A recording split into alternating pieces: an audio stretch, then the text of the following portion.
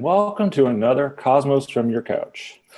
I'm Hilding Nielsen. I'm a professor in the Department of Astronomy and Astrophysics, and I have the pleasure tonight of introducing our two speakers all the way from Halifax. And before we begin, I would like to start with a land acknowledgement. Even virtually, we're all somewhere probably sitting on Indigenous land enjoying this talk. University of Toronto is situated on the historical land of the Huron-Wendat, the Senecas, and the Mississaugas of the Credit River. And today, Toronto is home for Indigenous people from around the world. So we have the honor and privilege to work here and to learn from Indigenous peoples at every stage of our research in science and education. Tonight, we're going to have a little bit of that education and learn a little bit about Mi'kmaq moons. This is an important subject for me. I am from Mi'kmaq in Newfoundland. And so this is kind of part of my own heritage that I get to learn at the same time you do. So tonight we have two speakers who are working together. First, I'm going to introduce Dave Chapman. Dave Chapman is a fellow with the Royal Astronomical Society of Canada. For many years, very active in the organization. And you can find him online as the gardening astronomer. So, you know, if astronomy is not your thing, he'll have some good tips for your garden.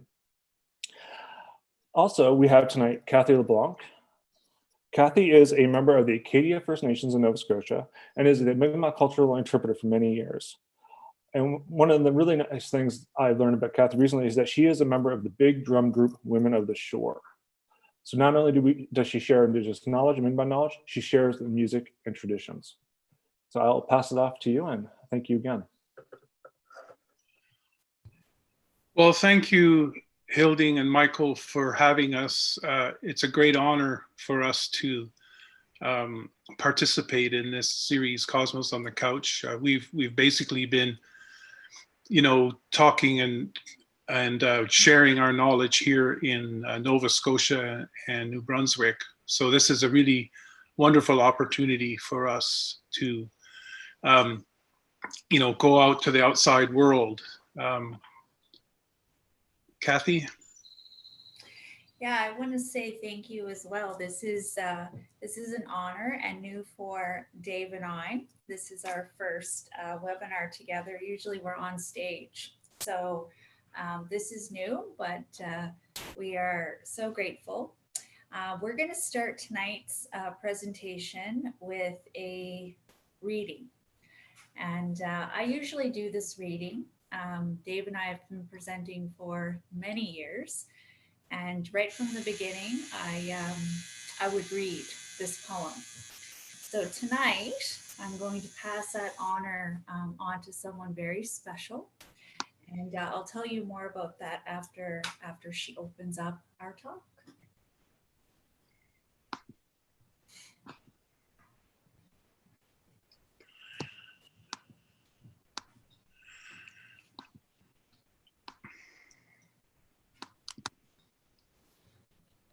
We are the birds of fire.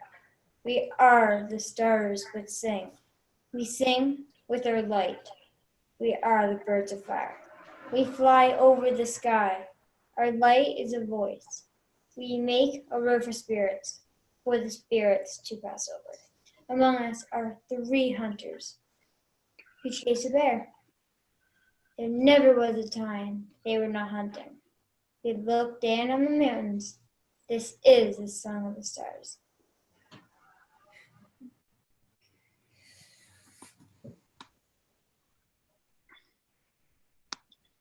Thanks, Dave. Well, that was great. Okay, so Cathy, you have to explain who Holly is and how she relates to our project. So Holly's watching tonight. So hello, Holly.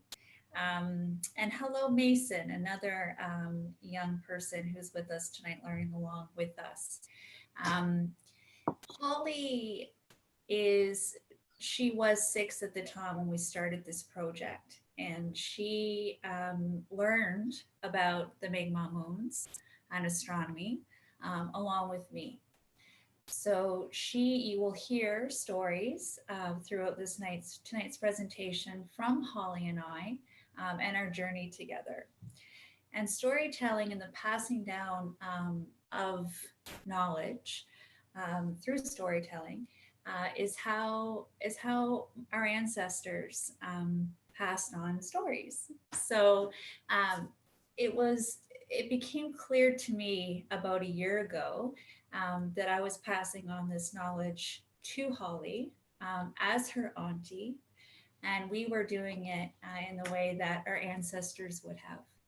So it's pretty exciting and important for Holly right now to be learning about our stories and our ways and the ways to look at the moon and tell a passage of time with what's happening, the phases of the moon in nature. And she's become at school the Mi'kmaq moon professional now. So Dave and I talk about this often, that storytelling and the importance of storytelling to our culture, and being able to see that through Holly and the work that we're doing, and having her be so passionate as she was in that reading and confident about the stories she's been told since she was 6. It's pretty exciting. And it connects us with our culture, with one another. And I'm very proud to be her auntie. Thank you, Cathy. I too am very happy that, Holly was very young when this all started, and now she's, she's getting older, and now she's getting to the age where she can be a full part of the project. So we're really looking forward to that. So I'm going to interject some astronomy now. Holly recited the poem, The Song of the Stars, and in the poem, she talked about a bear, which is in Mi'kmaq Muin, a she bear, and who is being pursued by 3 hunters. And in this diagram you see before you, it's not a Mi'kmaq, I don't know who the artist is, I should have checked, but this came from the Maliseet people in New Brunswick, who are very related to the Mi'kmaq. They're kind of the next door neighbors, if you like. And this was on the cover of a calendar that was put out in 2009. And it shows Muin, of course, is the 4 stars in what we call the Big Dipper are a Muin. And then the 3 stars in the handle are the 3 hunters. And that's the sky story that Holly was relating to, the Song of the Stars. Interestingly enough, in Mi'kma'ki, the Mi'kmaq look at this a little bit differently. So here's a picture of the sky showing the constellations Ursa Major, Arcturus, and Corona Borealis. To the Mi'kmaq, the story is Muin and the 7 bird hunters, not 3 hunters, 3 human hunters, but 3 bird hunters. And you could talk a whole hour just about this story, but I'll give you the short version. So Muin is the dipper of the bowl of the dipper in Ursa Major. And I just want to make an aside, is that cultures all around the world recognize this as a bear. When the Europeans came to North America and they were trying to teach people the constellations in the sky, they said, this is a bear. And the Mi'kmaq said, yes, we know. They already knew it was a bear. So that's very interesting. But the hunters are, yes, they're still the star. Well, next up in the upper left is Corona Borealis, which is known as Muin's den. I don't have the Mi'kmaq name for it, but it has something to do with winter house. So Corona Borealis is the den that Muin lives in during the winter. And she comes out in the spring, and then the residents of the forest pursue her because she's destructive. So let's go quickly through the bird hunters. The first one is robin, which is robin redbreast. And there's a whole story about how the robin gets his red breast. The second one is chickadee. And in the story, this is Mizar, and we know that there's a companion star, Alcor. And in the story, chickadee is carrying a birch bark pot to cook the meat in, and Alcor is the pot. Then there's the gray jay, So that's the first three. And then we jump over to what we call Bootes, and the first star in that constellation is the genus, and that's a passenger pigeon, which sadly is no longer, it's extinct in these parts. And then there's the blue jay, which is Izar. And finally, there are two owls, Arcturus, the barred owl, Cuckooquays, and Mufrid, that star is the saw-whet owl. So there is a whole story about Moon and the Seven Bird Hunters, which takes place over a long period of time. I really recommend you look into that. That's not the topic of tonight's discussion, but I thought I would give that perspective because Hawley's poem mentioned three hunters, and there's a variation in Mi'kma'ki. So I'll just begin a little bit about the scope of this project. Cathy and I met in 2009. I guess that's more than 10 years ago, at Ketchum-Kuchik National Park and National Historic Site. I've been camping there for decades, and Cathy has been a cultural interpreter there. And the reason she was a cultural interpreter is because she's Mi'kmaq, and the reason Ketchum-Kuchik is a National Historic Site is absolutely about the presence of the Mi'kmaq people. And so it's a unique place in Canada because it's both a national park and a National Historic Site, and it's a National Historic Site because of the Indigenous connections. And there's a whole staff of Indigenous First Nations interpreters there. And that's how I met Cathy and started to work with her. I was there helping to set up a dark sky preserve, which happened in 2010. In 2013, Cathy got involved in a project with the Acadia First Nation, and they wanted to have a Harvest Moon Festival, and they wanted to have some astronomy content. She called me and said, I'd like to help me. And to cut a long story short, she and I started planning for that. And we spent most of that winter talking and researching and having long conversations about moons and just about everything. You know, we both had a lot to learn from each other. We did the presentation in 2014. Well, I did, with someone else. But, you know, that wasn't the end of it. I mean, that just kind of kicked off this whole project. And we've done oral presentations, we've done radio spots, we've given entries to calendars and moon names, we've done podcasts, we've done videos. It's been a very, over the last 6 years, it's been a very busy time for both of us. And we've learned as we've gone. We wrote a publication, we wrote an essay in the Griffith Observer. They had a science writing contest, and we got second prize by writing about Mi'kmaq moons. And I like to tell the story that the guy who got first prize was a repeat offender. He would enter, not every year, but he entered many times, and every time he entered, he'd win. And I told Cathy that if he hadn't entered that year, we would have got first prize, because we got second prize. That was reprinted in the Journal of the RASC with permission, and you can see it there.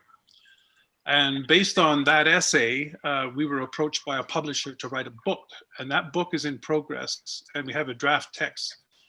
We might not see the book until next year, but we've got it all down. We've got all the words down and the ideas down. We have a Facebook page, which is there. And if you go through the Facebook page, you will find now pinned to the top a whole list of the resources that we have developed. And we also have a YouTube channel, which is mostly about the language videos that you'll see later. Now, that's kind of a dry presentation. Cathy might have some other comments on that history. Wow, 10 years, eh? Yeah. You've changed a lot. Me? Yeah. I've changed a lot. Yeah, I haven't changed a bit. Oh, right. That's right. Yeah, I think I was approached by Acadia First Nation to do a presentation for them, and I had presented and done programs for many years at that point, and was experienced in that. So I said, yes, of course, I would love to come and do a presentation. And they said, we would like you to do the presentation on Moon and the 7 bird hunters. And I said, yeah, I can do that. I would be honored. And then they said, yeah, and we'd like for you afterwards to go out and point out the constellations for everyone. And I said, no, I can't do that. So that's when I messaged Dave and said, I'm so lucky I have an astronomer on speed dial, because, I need some help with this. And we've been working together ever since. And, we talk about two-eyed seeing often and what that is. And if you're interested in knowing and learning more about two-eyed seeing after this presentation, you can definitely check out Cape Breton University. That's how we learned about two-eyed seeing. And then all of a sudden, with learning and with people sharing stories, and Dave and I spending hours and hours together on the phone and in person, thinking about ways that we want to present Western science, which is Dave's eye, and cultural knowledge, which is my eye. How we were going to do that, we definitely, Cape Breton University set the tone for that and helped us along.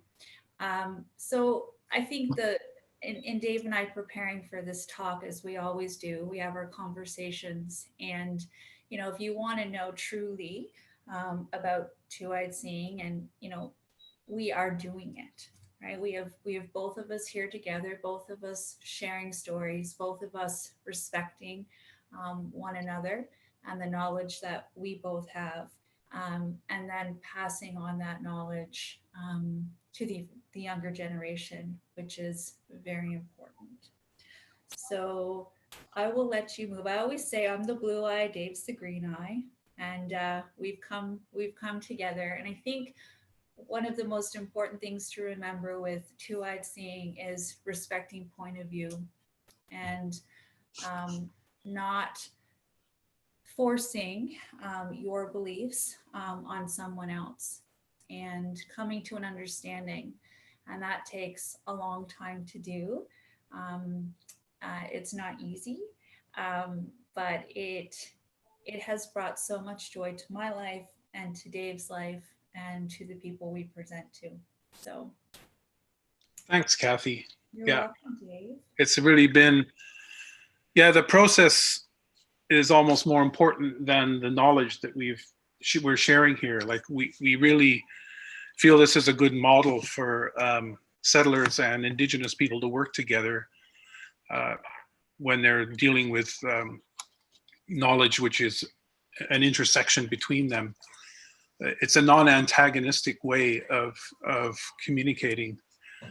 And I mean, there's times when Cathy doesn't speak to me for weeks on end, but we get over that.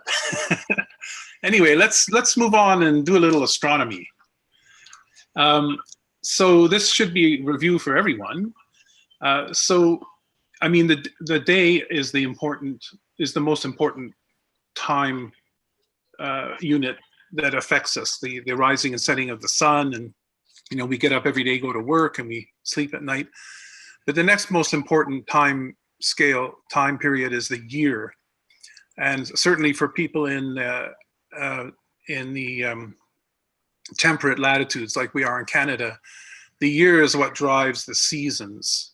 So it's the revolution of the Earth around the sun combined with the tilt of the axis of Earth that generates the seasons. If the Earth's axis wasn't tilted, every day would be like another. It would get quite boring. So that's what makes life interesting. And the tropical year, as it's called, is 365 and a quarter days. And the quarter is important because after 4 years, there's a whole day discrepancy between the calendar, because we do calendars in integer days, and we have these leap years where we add in a day every 4 years, and most people know about that and accept it. But it's an important concept because it comes up when we talk about the Mi'kmaq moons, this idea of adding in an interval of time to get things lined up. So the Mi'kmaq, of course, did not have a mathematical perspective of this. What they did was they just observed nature around them. They were hunters and gatherers, and their survival depended on knowing what was going on in nature and ecology, what animals were on the move, what they could eat, what they could gather. So they were very in tune with their ecology. And like many cultures around the world, they divided the year up into roughly 12 sectors. And the probable reason they did this is because the lunar cycle is around, there's about 12 lunar cycles in a year, but not quite, nothing's perfect. And so they had this division of the year, and the next slide will show some names, but starting at the winter solstice, as you go into winter, there's the frostfish moon, the snow blinding moon, the maple sugar moon, and so on. And Cathy's going to talk about some of these periods, but each one of these time periods refers to what's going on in nature. Now, these time periods we have here are not like months. They're not like fixed periods of time.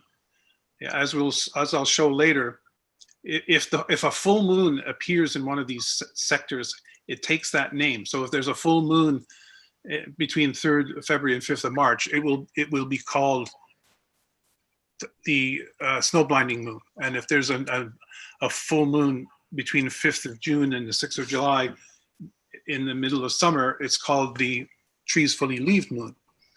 And the Mi'kmaq would follow the sequence of moons. And from time to time, they had to make an adjustment. So here's a table. Oh, I'm just going to go back and just show that. Cathy, you have something to say about this graphic. I want you to say what you have to say. It means something to you, doesn't it? Yeah, this is a very, when I started to learn about astronomy, after I was asked to do the presentation and working at KEGI, when we became a National Historic Site, it all didn't make a lot of sense to me. I tried really hard to study through books to learn about the moon and what's going on up in the sky. I knew I hit rock bottom when I purchased the book Astronomy for Dummies, and that didn't make any sense to me. That's when I knew, like, I needed to be able to relate somehow. And learning through a book wasn't going to work for me. So when I saw this, when I went on to, I think Dave sent me this from Cape Breton University, this made perfect sense to me. Looking out and seeing what's happening during the year, and relating that to the phases of the moon and telling a passage of time, that was something I could get excited about. It was something that made sense to me when I would look out, and it would be, and I'll get into those stories a little later, but it was a real, I lived my whole life this way for a year. So every moon time, I celebrated that moon time, and I embraced what was happening in nature for that whole period of time. I talked to Holly about it. We would do special things during those times, and it really helped me to see the passage of time a little different. I always say, I was one, like probably most of you watching, who flipped the calendar every month and thought about the things that were coming, and thought about, I have another birthday, and Christmas is coming, and all of those things. And when I eliminated some of that white noise. And I live my life this way, and it's berry picking time coming, and how exciting that is. And it's maple moon coming, and how exciting that will be, to be able to tap maple trees, which I have a story to go along with that I'll tell later, which was incredible for me. But it was just the most, it really, it's why I do what we do here. It's why I share my journey through all of this, because what that can bring to your life when you look at time a little different. And it's not about the days, but the things around you that you can enjoy. What that can do for you is very healing, and a new way and a new perspective. And because we go in the circle, I'd like to add this too. Because we go in a circle, that means that it's just a continuous cycle. So I like to joke and say, I never get a year older. I'm following this. I can be 35 forever, is what I like to say. So I'll let you continue, Dave, but thank you for asking me to share that. And I think it's one of the things in the book too, that we write about, seeing time different. And I think this is a really great time. Dave and I have been doing some podcasts and things within the quarantine time. And when we all, can't connect with our loved ones, but we all have the moon, the same one that we can look up and share these beautiful things that are going on. And it's really helped, I think, some people through this time. So Thank you, Cathy. You're welcome, my sweet. So here's a table. I'm not going to dwell on this very long. I just wanted to lay out the names of the moon times in English and in Mi'kmaq.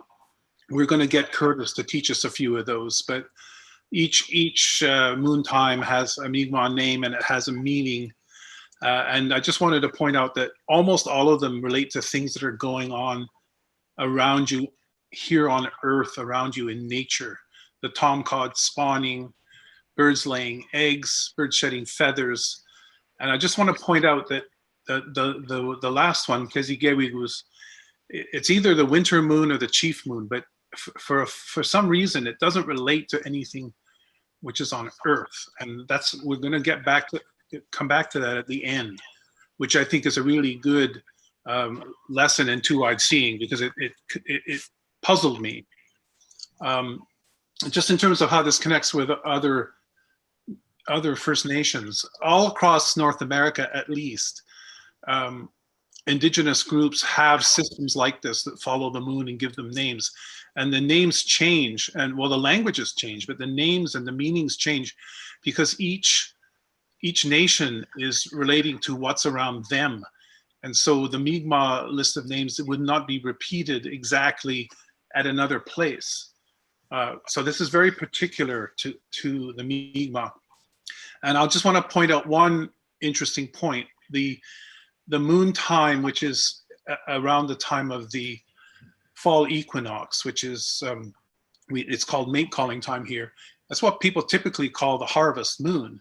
But in Mi'kmaq, it's the mate calling moon because it's when the moose are mating. And the reason it's not the harvest moon is the Mi'kmaq, we're not agriculturalists. Their main food source was moose.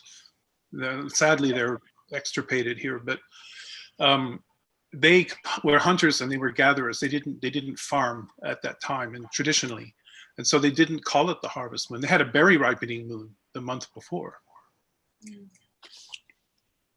So I'm going to go back to Cathy, because Cathy's got a few quick stories about her experience with some of these moon times, the first year that we went through it. I like that you said quick. I'm keeping an eye on the clock. I remember driving home, and this is when I decided to put this to the test and to start experiencing the moon times and passage of time in a different way. And with the snow blinding moon, I remember I was coming home from Keji and I called, or Dave called me, or I called Dave. I can't remember what it was. And because it was 10 years ago. And it was through Bluetooth, by the way. So, Yes. yeah. So we had talked and I said, hold on, Dave. I said, oh my God, hold on. I said, I have to find my sunglasses. And of course, I didn't have sunglasses in the car. It was February. And I said, you know, I can't see a thing. I said, the sun is glaring off of the snow and I can't see. And he said, well, Cathy, he's like, you do know what moon time we're in right now. And I said, well, of course I do. I'm part of this project. Of course I know what moon time. It's snow blinding moon time. And then I remember saying, oh, it's snow blinding moon time. That's why I can't see. That's what's happening. And I was so excited. Remember that, Dave? Oh, I do. I very much do. Yeah. I think I might have been screaming a little. I think I was really excited to see it coming to life. It was the first moon time that came to life for me. And then with the frogs croaking. So this is when I was sharing with Holly what was happening, what to expect. So Holly called me one night and she said, Auntie, she said, oh my goodness. She's like, did you hear them? Did you hear them? And I'm like, what, hear what, Holly? She's like, the papers. Did you hear them last night? And I said, yeah, I did hear them last night. It's one of my favorite sounds. And I said to her, I said, well, Holly, you do know what moon time we're in. And she said, and she was 6 years old. And she said, no. She said, but I bet you it has something to do with the peepers. And I said, it does. It does have something to do with the peepers. It's frog croaking moon time. And then the leaf fully bloomed moon time, she actually started to pick it up. So instead of teaching Holly all of the 12, 13 moon names, I decided to do it chunk by chunk as it was playing out. So that's the advice I have for parents, that if you're trying this with your children, to do it chunk by chunk, because it's much easier to do that than all at once. And then they get to see it playing out. So she started to pick this up in leaf fully bloomed, tree budding moon time. And she was at my kitchen window. We were having tea, as we do every time she comes. And she said, Auntie, she said, what's happening to the trees? And I said, what do you mean? And she said, they have little buds on them. And I said, well, Holly, I said, you do know what moon time we're in now. And she said, no. She said, but I bet you it has something to do with the trees. I said, it absolutely does. So those are little stories that Dave and I like to share, because there are three of our favorites that started to get me excited through all of this. And now I see Curtis, and we're going to learn how to say two of the moon times. Yeah. You did? Okay. Yeah. So yeah, we'd like to introduce Curtis here by video. It was actually almost exactly a year ago we published these videos. We had the idea from our Facebook page that people said, oh, we don't, you're showing us how the Mi'kmaq moons are spelled, but how do you say them? And I was like, I don't know. And so people were saying, we need to know how to say them. So I had this idea, and I knew Curtis a bit, and Curtis taught Cathy. And so I got the RASC to give us some money, some grant money. And I got a professional videographer that I've been working with. And we went to Curtis's house one day, and we made these 12 or 14 really short videos, like they're 30 seconds long, where he just basically says the name in English and in Mi'kmaq and tells you a little bit about it. And so these are enormously successful. So I'm gonna get him now to I'm gonna share this playlist.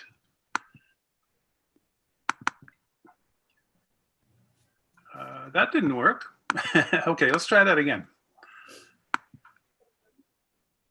No, I hit the wrong one. Here we go, sorry. You should play all together, one after the other. Nindalawisi Curtis Michael, Aklewe Sibiganegari. My name is Curtis Michael, and I am from Sibiganegari First Nation. I went to high school at Hanseas Rural High in Milford, Nova Scotia. Also attended Teachers College in Truro, and I took a language course at Cape Breton University. I am a retired language teacher here in my First Nation. On my father's side, I belong to the Bokaralan clan. On my mother's side, I belong to the Moose clan.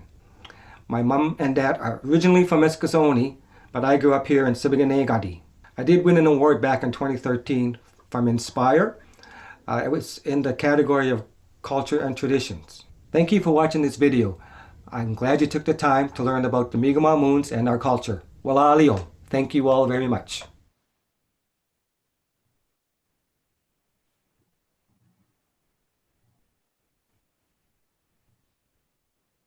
Skolchuwigus, the frog croaking moon. Skolchuwigus, it comes from the Mi'kmaq word skolch, which means frog. One of those words, it's when the animal says its own name, skolch, skolch. So Skolchuwigus, frog croaking moon.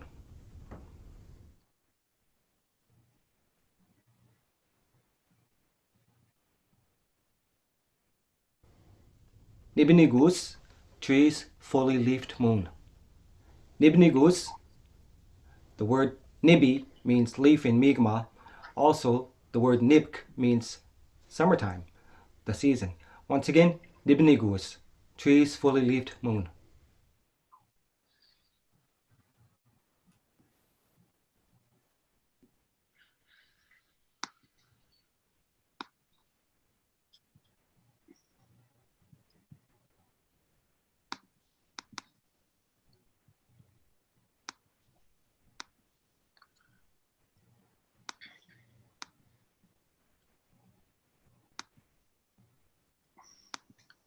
Sorry about that delay.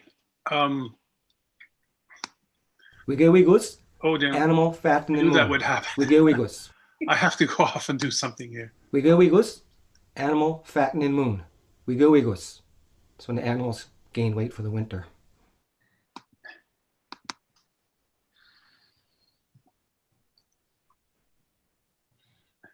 I'm sorry about this, folks. That's okay. I think it's Curtis. Beskewigus, No, birds shedding feathers moon. I gotta stop this. Beskewigus, bird shedding feathers moon. Comes from the word Beskewi, shedding feathers. Beskewigus, bird shedding feathers Oh, moon. we're getting over. Okay, okay. That's done. Sorry about that. Zoom is very challenging. Anyway, as you can see, there's a whole bunch of videos that you can watch, and you should go there and watch them at your leisure. Or you can watch them all now. We could, but then we wouldn't be able to finish the talk.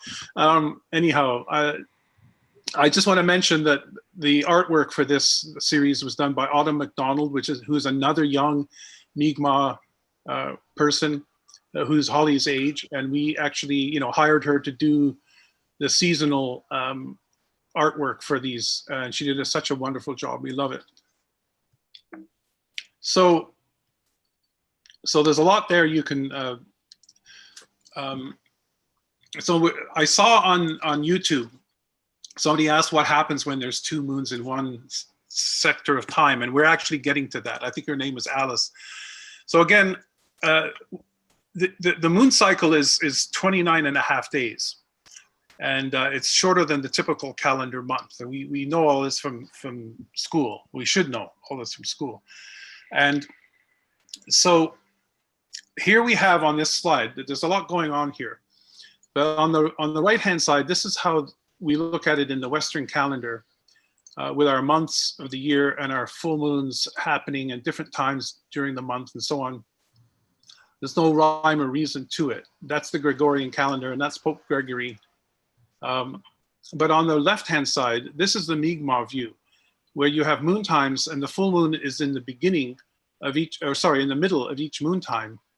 And the moon times do actually, the beginning and end time relative to the calendar do vary from year to year, but that doesn't matter. They just follow the moon cycles, and the full moon is the center of each one.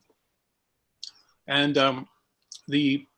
actually the photograph on top of this on the left-hand side, that's actually Cathy's great grandmother. Is that right? That's Catherine right. Francis. So we were glad to find a picture of her to put up there. This is how Catherine Francis would have seen the times. Now, if you look at these, this is for 2020, and if you carefully count, you'll see that there's actually 13 moons this year. And around this time of year, there's a moon at the beginning of June, and there's also a moon in the beginning of July. And if you look carefully at one of the videos I had, I said that if the full moon, look for the full moon, look for the trees fully leaved moon between the 4th of June and the 7th of July. Well, this year, there's 2 full moons in that period of time. And that's why from time to time, you would have to have 2 moons in the cycle, an extra moon. And there's some simple math to do with this. So the tropical year is 365 days. The synodic month is 29.5 days. 12 moons gives you 354 days, which is short, about 11 days short of a year. So after 3 years, a 12 moon cycle would be a moon behind. Well, this won't do, because everything's going to be off kilter if the names of the moons relate to what's happening in nature. So it would necessary every 3 years or so to add in an extra moon time. Now, Cathy and I have researched this a lot, and we don't know how this was done. We really don't. We can't get any teachings on it. We know it was done, but we don't know how. We don't know when it was done, and we don't know if there was a special name. So I've come up with, using two-eyed seeing, I've come up with an idea of how it could be done. This is not traditional. And so I'll show you this diagram. So what I've done here is I've looked at the longitude of the sun between, and divided up the year into equal periods of the longitude of the sun along the ecliptic. And I've put dots here where the sun is on full moon dates. And if you look at this for 2020, if you count carefully, you'll see that there are 13 times when the moon is full. And if you look at the bottom, you'll see that in the sector, which is around now, there's actually 2 full moons in a 30-degree sector of solar longitude. Now, this is me doing two-eyed seeing in astronomy and math. I'm not saying that the Mi'kmaq did not do this. What they would do is just look at nature and say, you know, these moons are coming a bit early. We need to do something about it. And one of the things they could have done is just said, well, we can just repeat this moon time. Just, you know, it's early, so we'll just do it again. That's one possible way. There's other ways it could be done. And that's the way we're going to do it in Mi'kmaq moons, because the nice thing about that is it's based on astronomy, and you can predict it. And, you know, I mean, if you accept it, there's no real debate. But it's by no means traditional, and it by no means necessarily accepted by everyone. It's our interpretation of what's going on. And so this year we're going to say there's two trees fully leaved moons, one on June the 4th and one on June the 5th. And now we're going to wrap up here. We're a little bit behind, but we'll wrap up. Cathy, would you mind reading the chief moon story, the moon chief story? I'm kind of a little nervous that I have to read after Holly, eh? Oh, yeah. She might be stealing my thunder a little bit. We'll get her to do it next time. Yeah, but I will try. Moon chief. Long ago in the old times, there was an old man who no longer could go hunting. When he was young, he was a great hunter, and there was always food in his wigwam. Now that he was old and weary and could not hunt, him and his wife were often hungry. One winter, they had very little to eat, and at last, one cold night, there was nothing left, not even an old moccasin that they could chew. The old man knew they could not live much longer. He said to his wife, "Look out the door and see if Moon Chief is out tonight." The old woman crawled to the door and lifted the flap. "Yes, Moon Chief is out," she told her husband. The old man crept outside the wigwam and stood in the deep snow. He looked up at the moon. "My friend, how are you tonight? We in our wigwam are not very well. My wife and I have no food. In the old days, you remember, I was a good hunter. I killed the moose and the caribou and chased them through the deep snow. Now I am old and cannot hunt as I used to. Will you help me, Moon Chief? Send a moose to my door." The old woman heard him talking. She called out to him, "What are you saying out there in the dark?" The old man told her, "I am asking Moon Chief to send a moose to the door." Early the next morning, the old woman went to the door and looked out. Lying in a snowbank beside the wigwam was a big moose. She called out to the old man, "Wake up, wake up. Moon Chief has sent us a moose." The old man awoke, took his bow and arrows, and killed the moose caught in the snow that lay against the wigwam. So it was in the old days, if a man asked Moon Chief for the things he needed, believing that Moon Chief would give him what he asked for, to say, "I will try, Moon Chief, see if he won't send me a moose," will not do.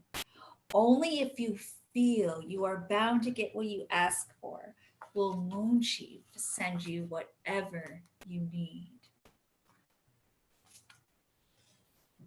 Thank you, Cathy. You're welcome, sweets. So being an astronomer and a scientist, when I read that story, I thought, there's nothing here for me. It's just a nice story. There's nothing, but it bugged me. Why was this a story about the Moon Chief or Chief Moon? I knew it was in the winter time. And then I thought about it some more and I realized that there was something to all this. So the man in the story is appealing to a spirit, a supreme spirit who is the Moon Chief, and it's the middle of winter. And he's looking up in the sky and he's appealing to this spirit of the moon to provide for him. And I thought about it some, and then I realized that, the full moon, if you think about the full moon, it always does the opposite of what the sun is doing. It rises when the sun is setting, it sets when the sun is rising. In the summertime, when the sun is high, the moon is low. And in the wintertime, when the sun is low, the moon is high. And it struck me, this is why I believe the chief moon, it's the only one in the cycle which does not relate to earthly things. It's a very celestial focus. And that story brought it home. If you go and look at the full moon nearest the solstice, it is the highest moon in the sky of all the full moons of the year. I have some example here. I chose a couple of extreme ones, which are near the solstices, but in 2010, December 21st, the moon rose at 4 in the afternoon and set at 8 a.m. And it was in the sky for 16 hours, and it was very high in the sky. Whereas if you compare it to a typical summer solstice moon, it rises at 8, sets at 6 a.m. It only gets a few 26 degrees or so up, and it's only in the sky for 10 hours. So the chief moon is if you're going to have a moon that's chief moon, this is the one to have, the one that's in this what we call December, the one that's nearest the solstice.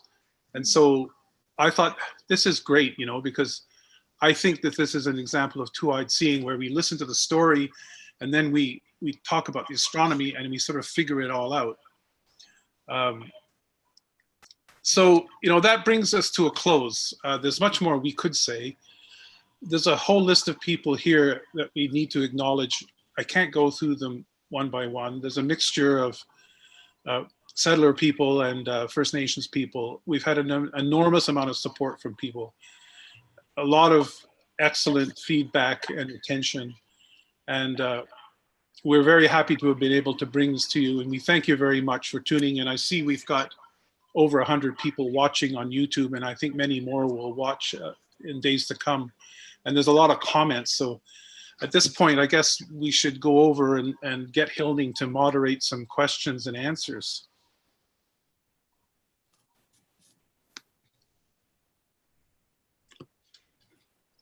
Yeah, so thank you very much. This has been a fantastic talk, and thank you for sharing the knowledge. There were a few very nice questions in the chat that I wanted to relay. Hope nobody minds me using their first name. Amanda wrote a question asking, there's an Indigenous Star Knowledge conference or symposium that is supposed to be in Ottawa this fall, depending on COVID. I'm not sure if you were aware of this, but she's asking if you were planning on attending. This would be a really great place for it. Do you know anything about it, Cathy? I think you've mentioned it. Yes, Dave. Yeah. I think, we're aware of it, but we're not, I guess we're not in that loop. So no one has invited us to come or to participate in any way. I mean, we'd be happy to, but I feel like maybe it's kind of an academic circle or something, and we're just not connected in that loop. But my understanding, it's knowledge keepers and elders and as well. But okay, I think with the schedule and everything going on, I think everything's a little bit up in the air. Yeah, that's true. Well, we're not hiding ourselves. So if anybody wants us to participate, we will. Thank you, Amanda. Robin made this really interesting point that about the April 8th, 2024 solar eclipse. And how would you think about that from the perspective of two-eyed seeing? Or perhaps another way of thinking about it is, how did the Mi'kmaq look at solar eclipses and lunar eclipses? Do we know any stories? Have you come across any teachings about eclipses, Cathy? No, not eclipses, no. If there's anybody watching that has anything to share on eclipses with Dave and I, please feel free to message us on Facebook. We are always open to new knowledge. We do not claim to know all. We're always, learning and welcoming people to share stories, and that's what tonight was. It's always hopeful whenever we do this presentation is that people will reach out and will share, and we'll learn together. So please feel free if anyone has any information to reach out to Dave and I, or Hilding can pass on messages to. So someone had a very important question. Megan asks, where will the book be available once it's published? Well, we all want to know.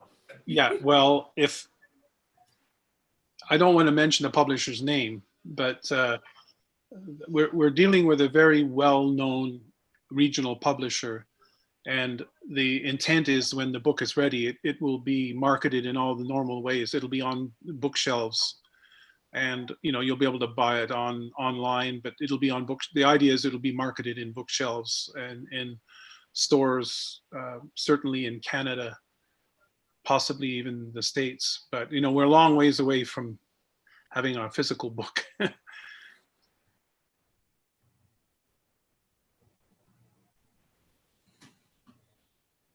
I think Hilding has frozen on us. Are you there, man? Oh, there he is.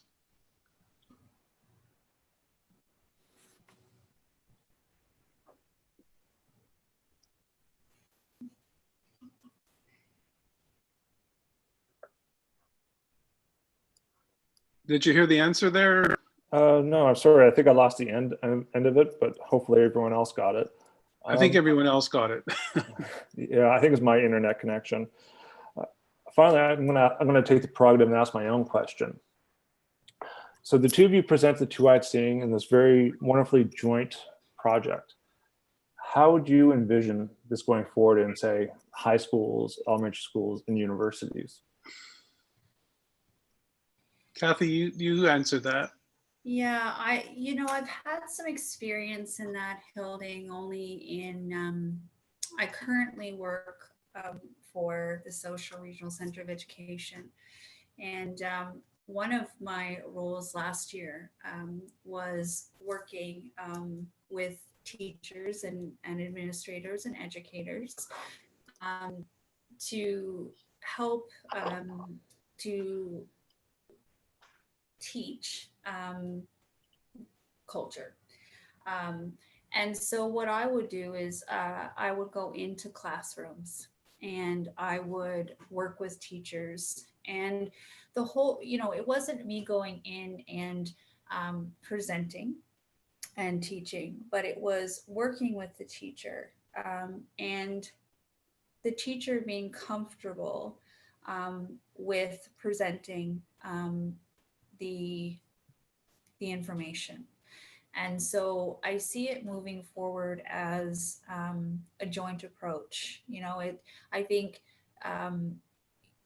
for Dave and I, what we have experienced is that, even tonight, it's quite difficult to present this in this way. We work best side by side, and one of us cannot do the presentation without the other.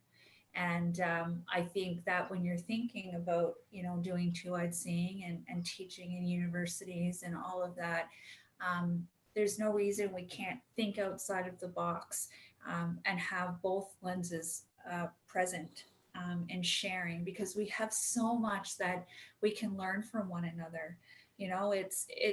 Dave and I, he has given me so much knowledge on astronomy, and I have given him that in culture, I believe. And having us together is, I think what makes this work, right? It's when we go off and we try to do things individually that sometimes, we forget the other lens, we forget the other eye, and to have people working together in very very, I don't want to say powerful, but in ways in which it's authentic. That's the word. In an authentic way. I think that's how we show, and that's how we teach. Dave? Yeah, you could say a lot. All I'd like to add is it's a bit of hard work. For me as a scientist, I came from a world where, there was black and white answers, maybe with probabilities, but you work things out and there's an answer and things are true or not true. And to deal with First Nations knowledge and ways of knowing, you have to open your mind a little bit. And, I was always confounded with getting stories from different places and like, well, this individual is saying this and that person's saying that, who's right and who's wrong. And Cathy was very patient to teach me, well, that's not how you look at it. They're all teachings. You have to accept them all and let them sort of reside in your head. And it's very difficult, but it's a good exercise. And then you can apply the science and try to tease out, some semblance of truth, I guess, if you like. But it's a very delicate process. Even what I did tonight about, the longitudes and so on, and the double moon, that's not traditional. So I'm putting that out as, I've considered all of this work and knowledge, and I'm putting that out on the table and see what people think about it. But I'm not saying that that's the way it was. I'm just saying that this is the way it could be, or it's a partial explanation. So it's hard work. and you're always full of doubt. I'm always full of doubt, which is something it wasn't a familiar feeling to me. And I've learned to accept that.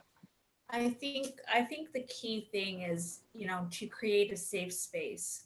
So Dave and I did that from the very beginning. You know, there were no non-intelligent questions that I could ask, and same for him.